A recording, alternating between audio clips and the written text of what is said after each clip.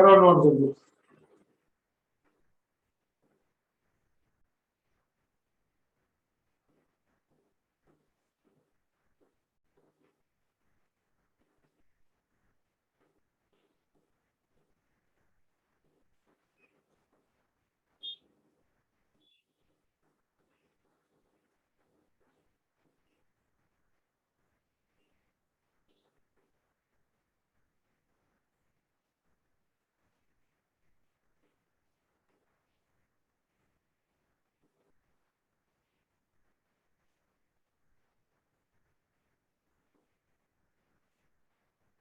हो गया?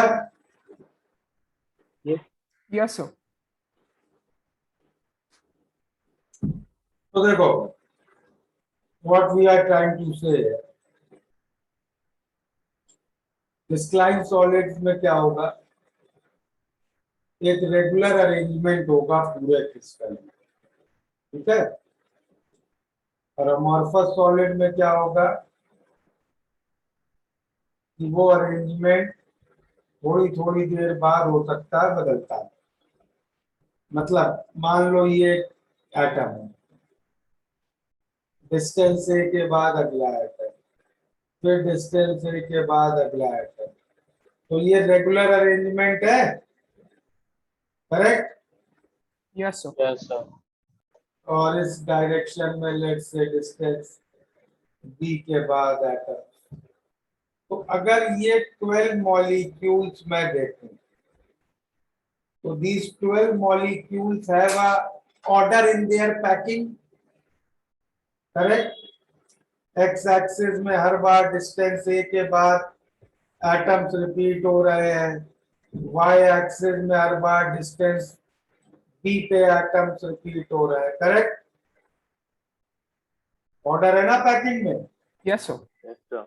ये कैसा ऑर्डर है, शॉर्ट रेंज की long range?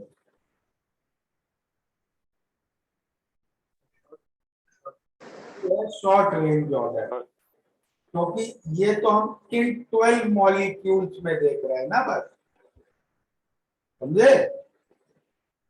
Yes sir. Short range order. लेकिन अगर यही ऑर्डर मैं कोई भी 12 एटम्स देखूं इस सॉलिड में, और पूरे सॉलिड में यही ऑर्डर बार बार मिल रहा हो, तो मैं क्या कहूंगा, this is a long range order, ठीक है। तो डिफरेंस समझे शॉर्ट रेंज और लॉन्ग रेंज का? शॉर्ट रेंज है एक ग्रुप ऑफ मॉलिक्यूल में जो ऑर्डर है, और लॉन्ग रेंज है वो पूरे क्रिस्टल में वही ऑर्डर, ठीक है। Yes sir. तो क्रिस्टलाइन सॉलिड में शॉर्ट रेंज ऑर्डर भी होगा और लॉन्ग रेंज ऑर्डर भी होगा, बट अमॉर्फस सॉलिड में क्या होगा, शॉर्ट रेंज में तो हो सकता है ऑर्डर, बट लॉन्ग रेंज में डेफिनेटली ऑर्डर नहीं होगा, ओके। तो मतलब अमॉर्फस सॉलिड में थोड़ी थोड़े डिस्टेंस के बाद, थोड़े थोड़े एटम्स के बाद ये रिपीटिशन डिस्टेंसेस बदलते रहेंगे, ओके। Yes sir. क्लियर है ये? Yes sir.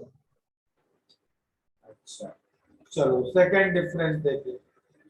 सेकंड डिफरेंस का क्या मतलब है? सेकंड डिफरेंस क्या लिखा? Melting point. Sharp well defined melting point. इसका क्या मतलब है शार्प वेल डिफाइंड? देखो अमॉर्फस सॉलिड्स का ना मेल्टिंग पॉइंट तुम बिल्कुल, सॉरी, क्रिस्टलाइन सॉलिड्स का मेल्टिंग पॉइंट हम लोग 1/10 ऑफ सेंटीग्रेड की भी एक्यूरेसी तक बिल्कुल एग्जैक्ट मेजर कर सकते हैं। इसी को हम कहते हैं well defined sharp melting point, ठीक है, ओके। अमॉर्फस सॉलिड्स में क्या होता है, अमॉर्फस सॉलिड्स का melting point is not such well defined, मान लो ऐसे क्रिस्टलाइन सॉलिड है X, तो उसका मेल्टिंग पॉइंट हम लोग इस एक्यूरेसी तक भी बोल सकते हैं, जैसे 1108.6 डिग्री सेंटीग्रेड। ओके, लेकिन अमॉर्फस सॉलिड्स में क्या होगा? अमॉर्फस सॉलिड्स का मेल्टिंग पॉइंट ऐसे बोलेंगे कि रेंज बोलेंगे कि लेट्स से एक अमॉर्फस सॉलिड है Y और उसका मेल्टिंग टेम्परेचर का रेंज है 230 से 250 डिग्री सेंटीग्रेड। समझे डिफरेंस? Yes. ऐसा क्यों होगा? बॉन्ड्स इन सारे सेम हैं क्रिस्टल में, इसलिए हाँ, तो शार्प मिलता है। मेल्टिंग किस पे डिपेंड करेगा? इंटरमॉलिक्यूलर फोर्सेस पे। और इंटरमॉलिक्यूलर फोर्सेस किस पे डिपेंड करेंगे? इंटरमॉलिक्यूलर डिस्टेंस पे। करेक्ट? यस और no? Yes, sir. Yes, sir. और क्रिस्टलाइन सॉलिड में तो इंटरमॉलिक्यूलर डिस्टेंस फिक्स्ड है, पूरे क्रिस्टल में सेम इंटरमॉलिक्यूलर डिस्टेंस है। करेक्ट? अमॉर्फस सॉलिड में बदलना है थोड़ी थोड़ी देर बाद।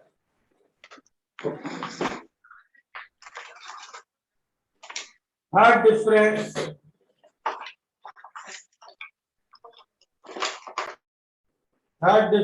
is crystalline solids are anisotropic and amorphous solids are isotropic।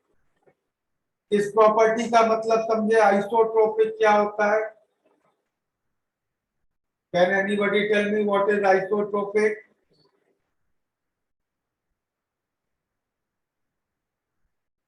Isotropic का मतलब होता है when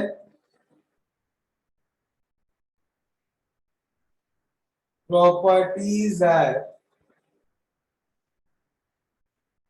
same value along all direction। उस प्रॉपर्टी को किसी भी डायरेक्शन से मेजर करो, उसको अलोंग लेंथ मेजर करो, अलोंग ब्रेथ मेजर करो, या अलोंग हाइट मेजर करो, उसकी प्रॉपर्टी की वैल्यू सेम आएगी। करेक्ट? तो तब हम कहते हैं आइसोट्रोपिक। और अनआइसोट्रोपिक क्या है?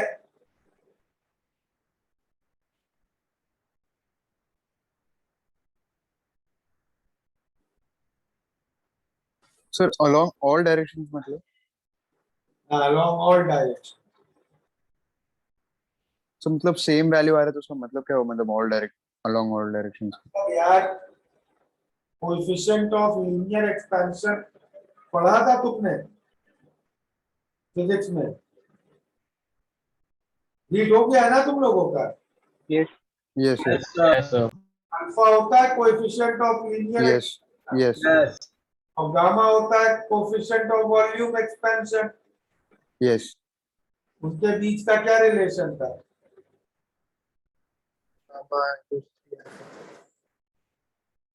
गामा को 3 अल्फा पढ़ा था। yes sir ये क्यों लिखा? ये आइसोट्रोपिक सॉलिड के लिए लिख सकते हैं गामा इज 3 अल्फा। मतलब हम कह रहे हैं alpha along length breadth and height is same. समझे? अच्छा ओके सर ठीक है थैंक यू। तो अनआइसोट्रोपिक क्या है? Different value along different direction. ठीक है? तो क्रिस्टलाइन सॉलिड होंगे अनआइसोट्रोपिक, अमॉर्फस सॉलिड होते हैं आइसोट्रोपिक। ठीक है? नोट कर लो।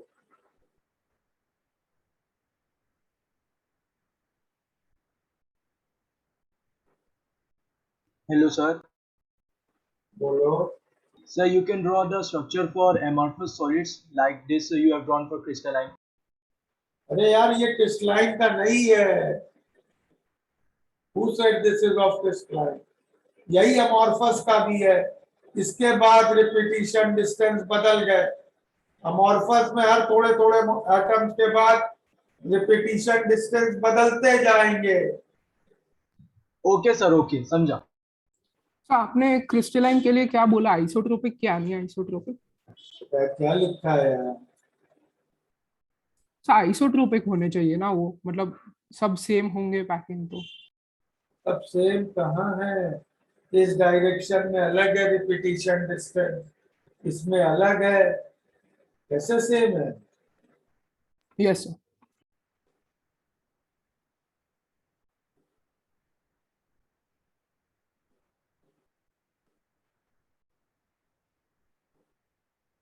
हो गया note? Yes, sir.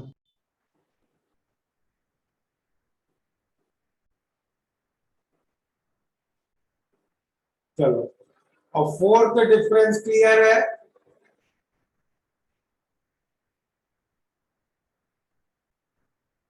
Amorphous solids flow कर सकते हैं. ठीक है.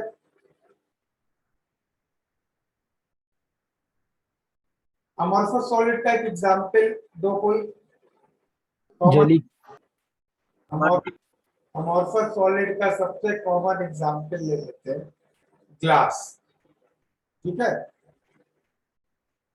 तो ग्लास फ्लो करता है क्या? नहीं. ग्लास फ्लो करता है. अगर कोई बहुत पुराना विंडो पेन हो ना, और उसमें तुम स्क्रू गेज लेके उसके बॉटम और टॉप की थिकनेस मेजर करो, तो यू विल फाइंड बॉटम की थिकनेस ज्यादा है. सर ऐसा कहा जाता है कि glass is a very slowly flowing liquid. Listen, तो अगर मैं ग्लास लूं और एक बहुत पुराना ग्लास पेन है, ओके, और उसकी टॉप और बॉटम की थिकनेस मेजर करूं, तो बॉटम की थिकनेस टॉप से ज्यादा मिलेगी. क्यों?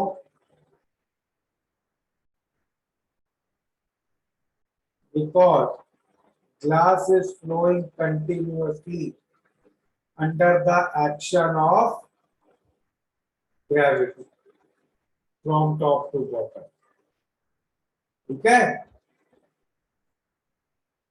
फ्लो रेट बहुत स्लो होता है, इसलिए हम सब्सटैंशियल डिफरेंस देखने के लिए it will take a very long time, several years. Okay, but glass flow होता है. ये बात समझ में आई सबको? Yes sir. और जो चीज फ्लो होती है उसको तो हम सॉलिड बोल ही नहीं सकते. सॉलिड की तो बेसिक डेफिनेशन ही यही थी कि which does not flow. Correct? तो फ्लो करने वाली चीज को तो हम सॉलिड में कैटेगराइज नहीं कर सकते. एक्चुअली अमॉर्फस सॉलिड्स क्या होते हैं? They are super cooled liquids. हम लिक्विड को बहुत जल्दी कूल करते हैं, बहुत फास्ट, तो हमें अमॉर्फस सॉलिड मिल जाता है. अब देखो, ग्लास तुम्हें मालूम है कैसा सॉलिड है? Which type of solid is glass? amorphous solid. Amorphous. Or which type of solid is rock? Sir rock. Crystal. Rock is a crystalline solid. ठीक है. But molecular composition of both glass and rock is same. Both are SiO2, silica. But one is crystalline solid, another is amorphous solid. ऐसा difference क्यों है? Because अगर मैं molten silica लूं, molten SiO2, और उसको मैं बहुत क्विकली फ्रीज कर दूं, बहुत क्विकली कूल करके फ्रीज कर दूं, तो क्या होगा भाई? सॉलिड बनना है तो ऑर्डर पैकिंग बननी है, करेक्ट? लेकिन मैंने इस सॉलिडिफिकेशन प्रोसेस को इतना फास्ट किया, इतनी जल्दी कर दिया कि मैंने टाइम ही नहीं दिया मॉलिक्यूल्स या एटम्स को अरेंज होने का। तो जो मॉलिक्यूल, जो एटम जहां पे था वो वहीं पे फ्रीज हो गया। Okay, Yes, sir. तो हमें क्या मिल गया? Amorphous solid. तो मोल्टेन सिलिका को हम बहुत फास्ट कूल करें, बहुत फास्ट फ्रीज करें, तो हमें क्या मिलेगा? Glass, which is a amorphous solid. ठीक है? लेकिन उसी मोल्टेन सिलिका को हम स्लोली कूल करें तो हमें क्या मिलेगा? तब हमें मिलेगा rock, which is a crystalline solid. Okay,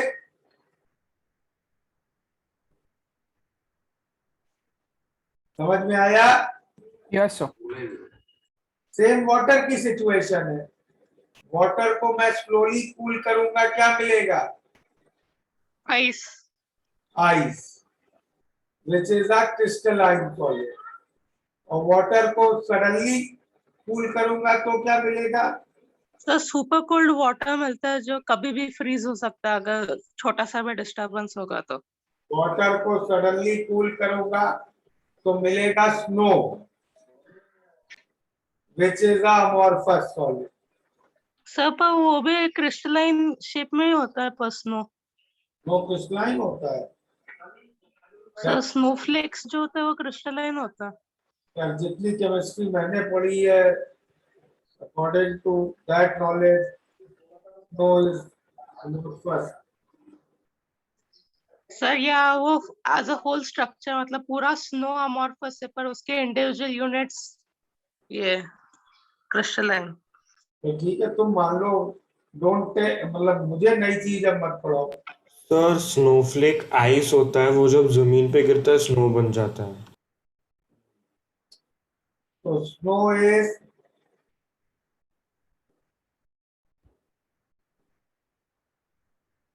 which type of solid?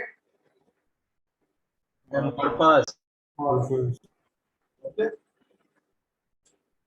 चलो। तो इस चैप्टर में एक्चुअली हम लोगों को क्या पढ़ना है? We will only study crystalline solids because they are actually solids in true sense. Amorphous solids are liquids in a supercooled state. ठीक है? सर सर कोल जिसको हम अमॉर्फस बोलते हैं वो भी वैसे ही बोल सकते हैं कि वो सडनली कूल्ड लिक्विड है। Yes, okay sir.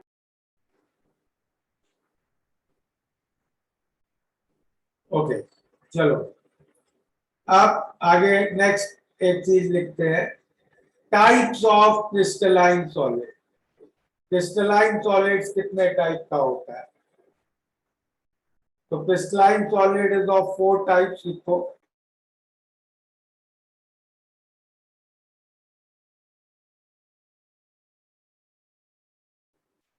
लिखो, crystalline solid is of 4 types.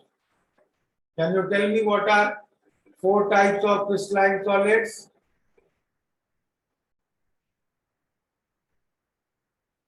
Anybody?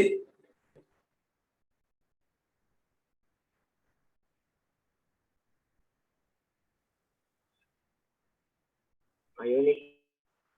आयनिक एक हुआ, यस, और मेटालिक, कोवेलेंट, एक मेटालिक, एक Molecular. है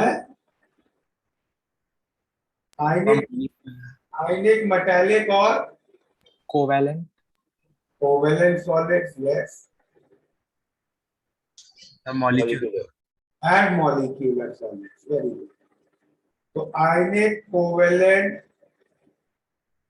मेटालिक और मॉलिक्यूलर, चलो लिखते हैं इनको। तो 4 टाइप्स ऑफ क्रिस्टलाइन सॉलिड्स। तो पहले क्या लिखे, covalent crystalline solid. Covalent crystalline solids के कॉन्स्टिट्यूएंट्स क्या होते हैं, एटम्स। क्या फोर्सेस होल्ड करते हैं चीजों को एक साथ, या कोवेलेंट बॉन्ड। एग्जाम्पल सबसे अच्छा इसका हम लिख सकते हैं,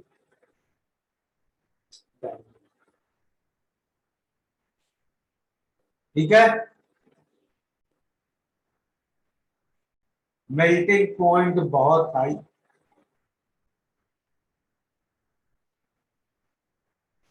और बहुत ज्यादा, clear. So you can repeat. लिखा है यार सब, अब उसमें क्या रिपीट करें। दूसरे आयनिक solid constituents are ions.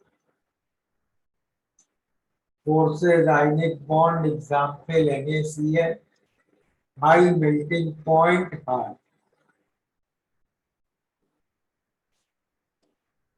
Metallic solids, constituents metal cations, metallic bond, iron, moderate melting point, soft to moderately hard.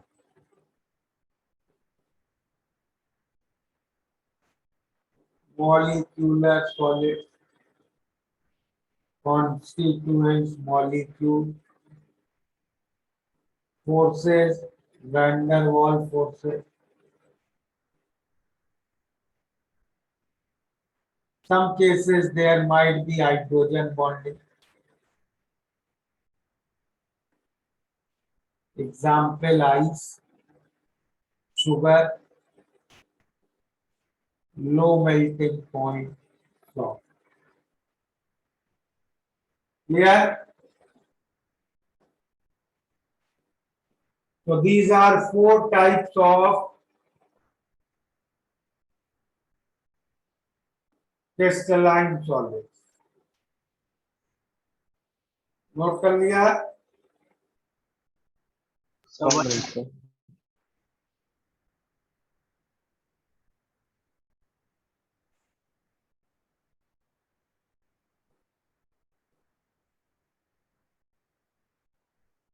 Done sir. Done sir. Not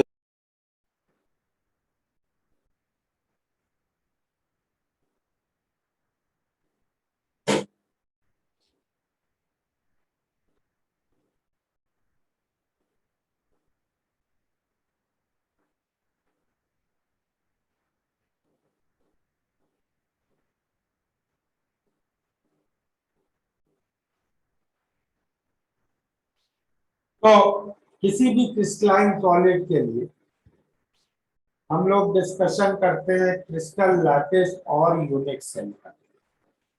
crystal lattice क्या होता है, एक regular 3 dimensional arrangement, okay.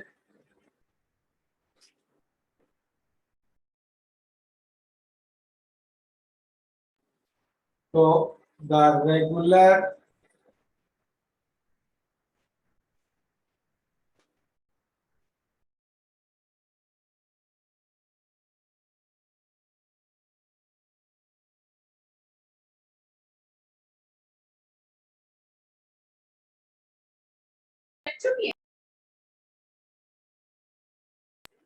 The regular three-dimensional arrangement of any crystalline solid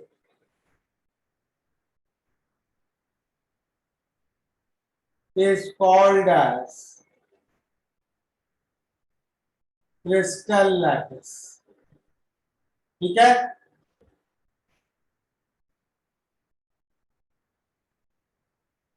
And the structure whose repetition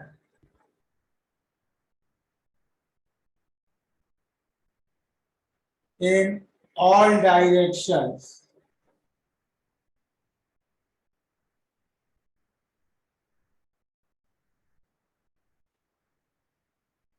gives us the lattice.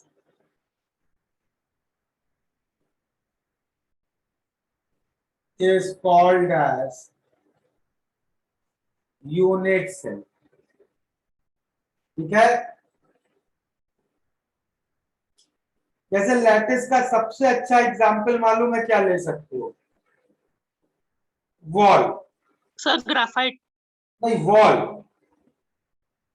तो wall lattice है और एक एक brick unit cell है। So the entire wall is made by repetition of bricks, correct? Yes. sir. So wall is lattice and unit cell is brick. Bricks. चलो note कर लिया ये? हाँ सर। Yes, sir. अच्छा, तो अब ये सोचो जरा, सपोज एक वन डायमेंशनल लैटिस है। वन डायमेंशनल लैटिस मतलब एटम्स एक ही डायरेक्शंस में रिपीट हो रहे हैं। ओके, वन डायमेंशनल लैटिस है। तो वन डायमेंशनल लैटिस को स्पेसिफाई करने के लिए हमें कितने पैरामीटर्स बताने पड़ेंगे? अगर हम किसी को वन डायमेंशनल लैटिस की सारी इंफॉर्मेशन देना चाहते हैं तो उसको कितनी वैल्यूज बतानी पड़ेगी मुझे? दो। 2। कौन कौन सी? दो X वैल्यू और Y में कैसे रिपीट हो? है भाई? वन डायमेंशनल लैटिस है मतलब एक ही डायरेक्शन में रिपीट हो रहा है, तो कितनी वैल्यूज बतानी पड़ेंगी? एक। एक ही वैल्यू। तो यूनिट सेल का वैल्यू बताना पड़ेगा ना, मतलब, या वो गिवन होता है? सेल तो एक एटम ही है ना, इसमें कोई three yes sir. Dimensional structure थोड़े ना, ये तो वन डायमेंशनल स्ट्रक्चर है ना। हाँ सर, समझे। अब इसी तरह सोच के बताओ, टू डायमेंशनल अगर लैटिस होती तो कितने पैरामीटर्स बताने पड़ते? 2। टू। तो कौन कौन से? X and Y. अगर एक टू डायमेंशनल लैटिस होती तो मुझे एक डायरेक्शन में रिपीटिशन डिस्टेंस, दूसरी डायरेक्शन का रिपीटिशन डिस्टेंस और इन दो डायरेक्शन के बीच का एंगल, तीन चीजें बतानी पड़ती। ठीक है?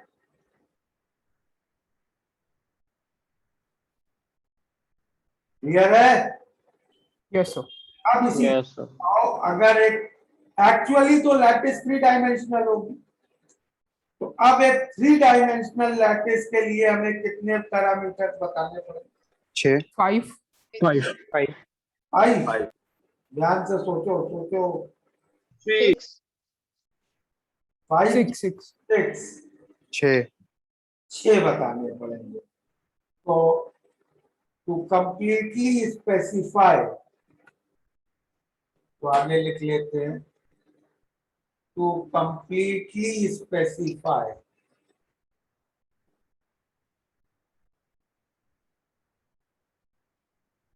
a three-dimensional lattice,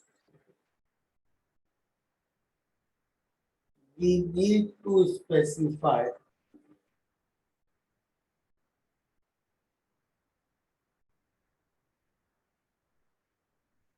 six parameters. Repetition distances,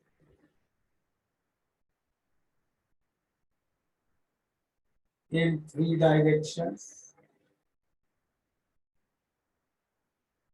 जिसको हम लोग जनरली डिनोट करेंगे ABC से, and three interfacial angles, alpha beta gamma. No, sir alpha beta दे दे तो गामा मिल जाएगा ना? नहीं, अल्फा बीटा देने से गामा कैसे मिलेगा? तीनों तीनों इंडिपेंडेंट है, ठीक है. अच्छा ओके. Sir, done. Then, आगे लिखो, based on the values of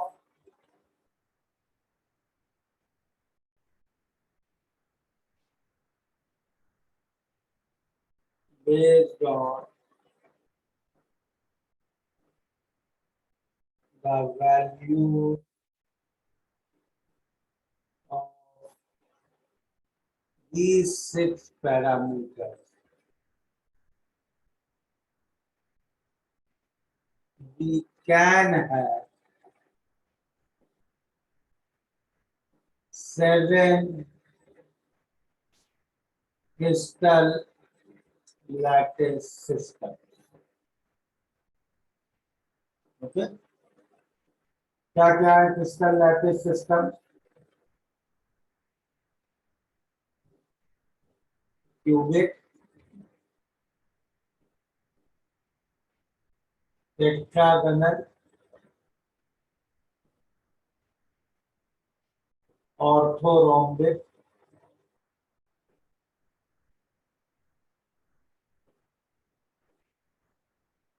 triclinic, monoclinic,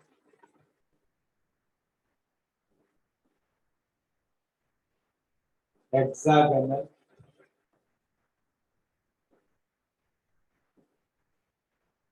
trigonal. क्या पैरामीटर्स हैं इसमें? ए बी सी सब बराबर, अल्फा बीटा गामा बराबर, और सब 90 डिग्री के बराबर. ठीक है, तो बेसिकली इसका यूनिट सेल एक क्यूब के जैसा हो गया. ओके,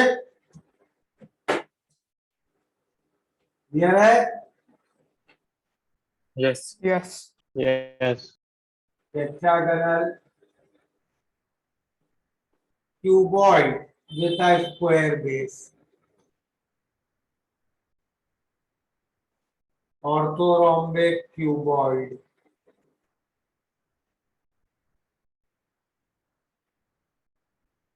ट्राइक्लिनिक, तीनों साइड्स अनइक्वल, तीनों एंगल्स अनइक्वल, मोनोक्लिनिक, तीनों साइड्स अनइक्वल, दो एंगल 90, तीसरा नहीं. हेक्सागोनल, दो साइड्स इक्वल, दो एंगल 90, तीसरा 120. और ट्राइगोनल, तीनों साइड्स इक्वल, तीनों एंगल्स इक्वल, बट 90. नोट करें.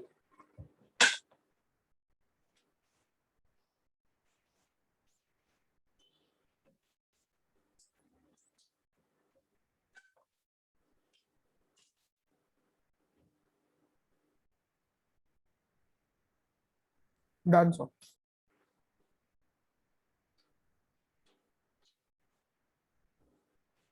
इसमें आगे ये भी लिख लो।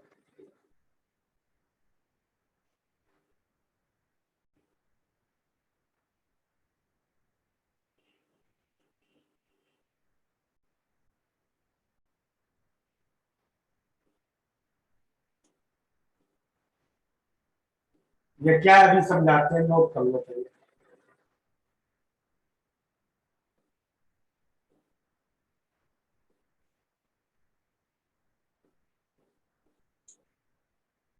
ओके, तो कितने लैटिस सिस्टम्स हैं?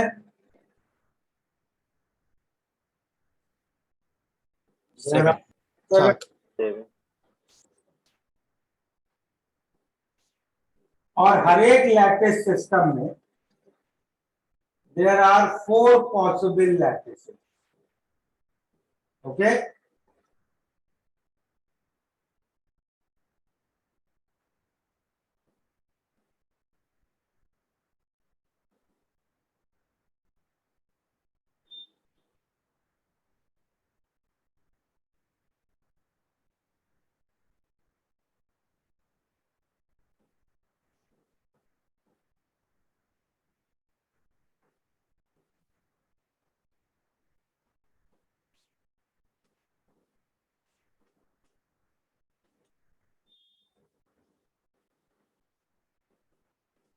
4 पॉसिबल लैटिसेस हो सकती है। क्लियर? क्या क्या होती हैं 4 पॉसिबल लैटिसेस? एक लैटिस को हम बोलते हैं simple, body centred lattice, face centred lattice, and face centred lattice. ठीक है, सिंपल में क्या होता है, जो भी कॉन्स्टिट्यूएंट्स हैं सॉलिड के, वो केवल सॉलिड के यूनिट सेल के कॉर्नर्स पे होते हैं। ठीक है, Yes, sir. बॉडी सेंटर्ड में क्या होता है, कॉर्नर्स पे होते हैं और यूनिट सेल के सेंटर में भी होते हैं। फेस सेंटर में क्या होता है, कॉर्नर पे होते हैं और फेस सेंटर्स पे होते हैं। एंड फेस सेंटर में क्या होता है, कॉर्नर पे होते हैं and centres of and faces. ठीक है, तो तो ये एटम्स का पोजीशनिंग है ना ये? एटम्स का पोजीशन, मतलब जैसे क्यूबिक सिस्टम ले, क्यूबिक सिस्टम का यूनिट सेल क्या होगा, क्यूब है, करेक्ट? क्यूबिक सेल का यूनिट सेल, एक क्यूबिक सिस्टम का यूनिट सेल एक क्यूब है। हाँ सर।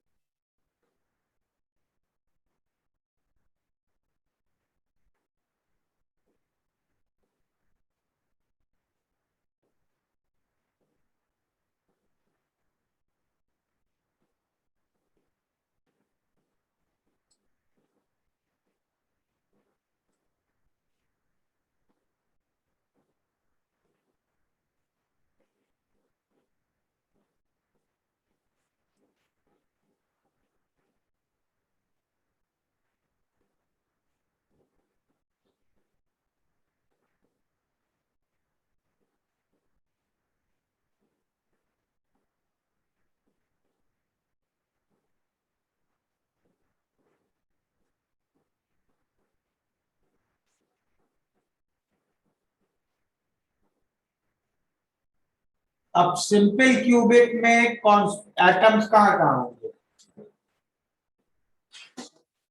इस क्यूब के 8 कॉर्नर्स। ठीक है, यस। ये हो गया simple cubic.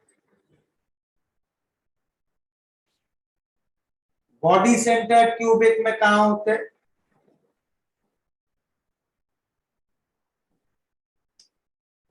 at all 8 corners and at center of the cube. ठीक है? Yes. यस सर हाँ तो ये वाले में आपने क्या बोला, एट ऑल 8 कॉर्नर्स, हाँ तो ओके, तो मतलब इसमें 9 में होगा ना? हाँ, 8 कॉर्नर्स पे और एक बॉडी के सेंटर पे। ओके फेस सेंटर्ड में कैसा होगा? एट 8 कॉर्नर्स, और कहाँ होगा? 6 फेसेस के सेंटर। ट्यूब के 6 फेस होते हैं, तो हर फेस के सेंटर के लिए। ठीक है? यस और एंड फेस सेंटर क्यूबिक कैसा होगा? ऑपोजिट फेसेस पे खाली। 8 कॉर्नर पे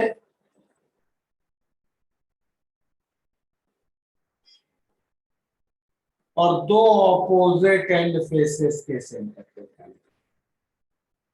ठीक है? Is this clear? Yes yes yes sir तो 7 लैटिसेस हैं, सॉरी 7 पॉसिबल सिस्टम्स थे, और हर एक सिस्टम में कितनी लैटिस हो सकती है? 4। तो टोटल पॉसिबल कितनी लैटिसेस हो गई? 28। करेक्ट? यस 7 इंटू 4, हर सिस्टम के लिए 4 हो सकती है ना?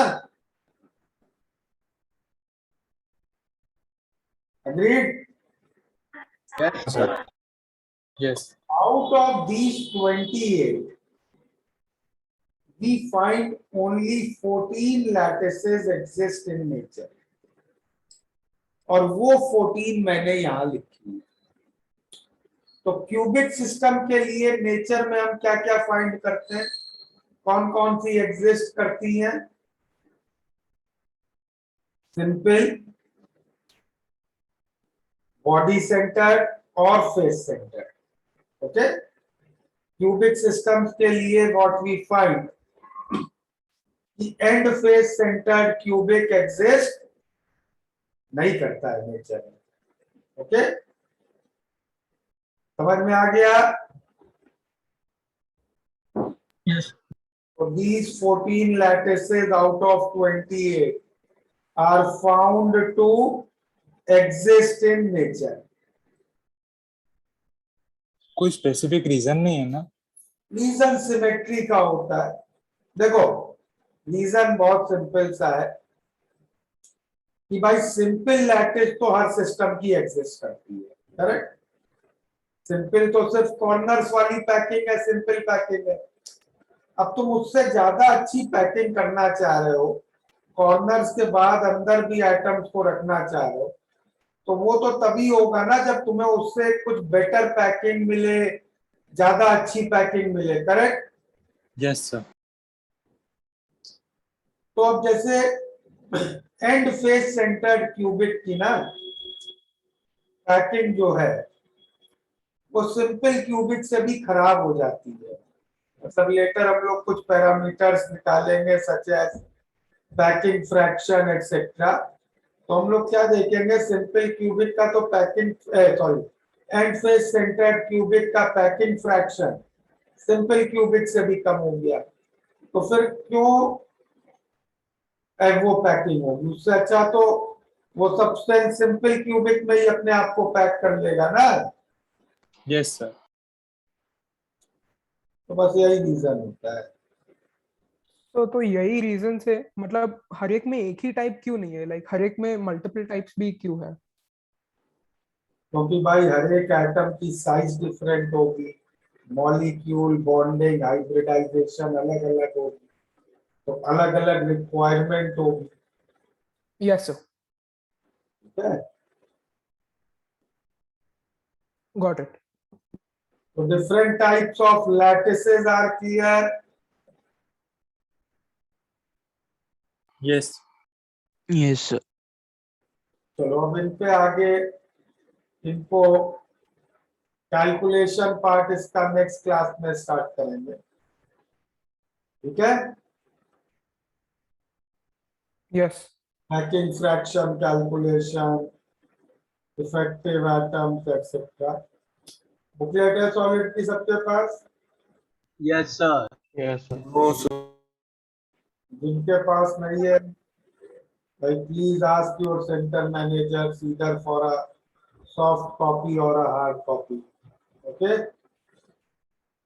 छोटा चैप्टर है, मतलब मैक्सिमम 4 क्लासेस में खत्म हो जाएगा। ओके, सर सॉलिड के बाद फिजिकल खत्म हो गया? एक चैप्टर बचेगा, लिक्विड सॉल्यूशन। Sir, और surface और nuclear? सरफेस तो इनऑर्गेनिक में होगा, nuclear we will do. Nuclear में कुछ है नहीं, it is hardly 1 hour chapter. Nuclear तो बिल्कुल एंड में खत्म कर देंगे। सर तो सर जब खत्म हो जाएगा तो उसके बाद आप सिर्फ रिवीजन लेक्चर्स लोगे और ड्रॉप लेक्चर्स? भाई उसके बाद इनऑर्गेनिक के लेक्चर्स बढ़ेंगे। ओके, समझा।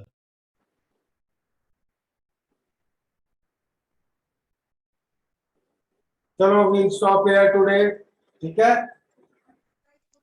Okay sir. Okay sir, thank you sir. Bye. Thank you sir. तो ये वीक आप डाउट लेक्चर रखते हो? जो होता है ना अपना ट्यूसडे को, हर बार ट्यूसडे को होगा। संडे को नहीं रखते? नहीं, संडे नहीं, ट्यूसडे को ही एक्सटेंड कर लेंगे, ठीक है? अच्छा।